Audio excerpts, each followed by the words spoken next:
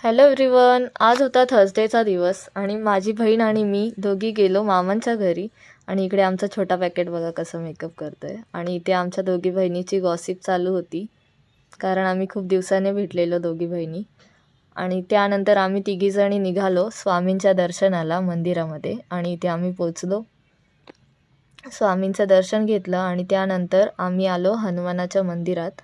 आणि इकडे पण आम्ही दर्शन घेतलं आणि त्यानंतर आम्ही तिघी बहिणी घरी आल्यानंतर लागलो कामाला. पुरी बनवली आणि त्यानंतर सगळे झोपलो आणि सकाळी आम्ही खूप लवकर उठलो आणि आमच्यासोबत उमेश आणि ऋतू पण उठलेली. आणि इकडे ऋतूची बडबड एवढ्या बघा सकाळी मी तुम्ही. त्यांना बनवून दिलंय. हर्षू, हाय गाईज, हर्षू खाते आहे.